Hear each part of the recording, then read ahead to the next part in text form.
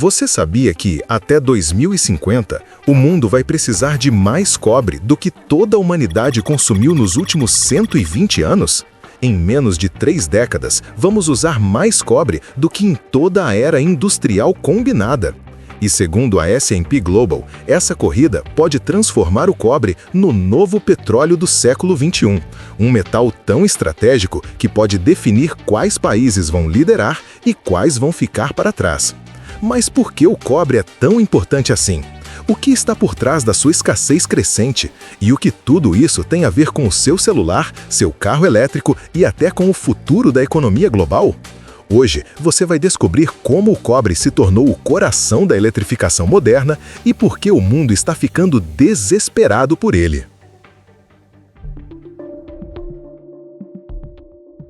Chamado por economistas de Dr. Copper, o cobre ganhou esse apelido porque seus preços costumam antecipar o rumo da economia mundial. Quando o cobre sobe, é sinal de que as indústrias estão aquecendo. Quando ele cai, geralmente vem crise por aí. Mas antes de entender seu papel estratégico, vale lembrar o que o torna tão especial. O cobre é um dos melhores condutores de eletricidade e calor do planeta. Perde apenas para a prata, que é inviável economicamente. Ele é maleável, durável e reciclável quase infinitamente, o que o torna essencial para praticamente tudo que envolve energia. De fios elétricos a motores, transformadores, painéis solares, turbinas eólicas, veículos elétricos e até sistemas de refrigeração, tudo depende dele. Sem cobre, simplesmente não existe eletrificação em larga escala. O cobre está com a humanidade há milênios. Arqueólogos encontraram artefatos de cobre datados de mais de 10.000 anos. E por volta de 3.300 a.C., o ser humano descobriu que, ao misturar cobre com estanho, criava algo novo, o bronze, marcando o início da Idade do Bronze. Durante séculos, o cobre moldou ferramentas, armas e moedas que construíram civilizações inteiras. Mas foi apenas no século XIX que ele encontrou seu verdadeiro propósito, a eletricidade.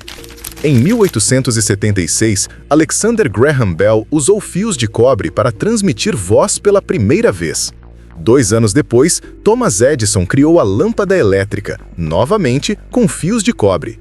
Desde então, esse metal avermelhado se tornou o fio condutor da era moderna.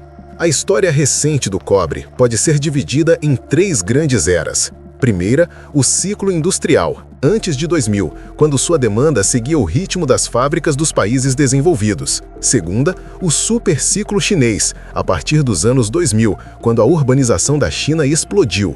A cada prédio, usina e metrô construído, toneladas de cobre eram consumidas. Só a China respondeu por mais de 50% da demanda global nas 2 últimas décadas. E agora entramos na terceira era, a era da eletrificação. Com a transição energética, a revolução dos carros elétricos e a corrida por fontes renováveis, o cobre se tornou a base invisível da nova economia verde.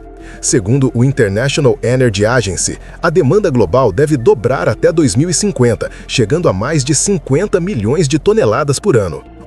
Um carro a combustão usa cerca de 25 quilos de cobre. Um carro elétrico precisa de quase 4 vezes mais, até 80 quilos, dependendo do modelo. E um ônibus elétrico pode carregar mais de 350 quilos de cobre em fios, motores e baterias. Mas o desafio não para nos veículos. A transição energética exige uma nova infraestrutura global de eletricidade, milhões de estações de recarga, quilômetros de cabos e redes inteiras de transmissão.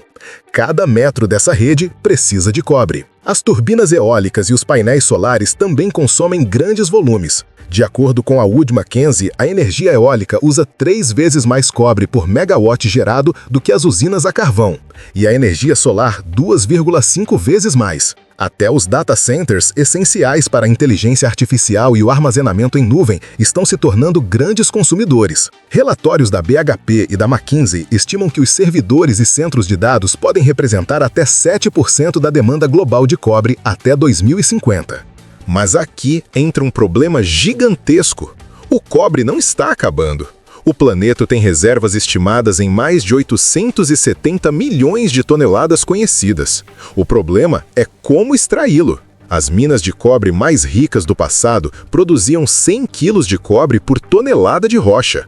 Hoje, a média global é de apenas 6 a 10 quilos, e em muitas minas, menos de 4 quilos. Ou seja, precisamos cavar e processar 10 vezes mais rocha para obter a mesma quantidade de metal. Além disso, abrir uma nova mina leva entre 10 e 20 anos e custa bilhões de dólares.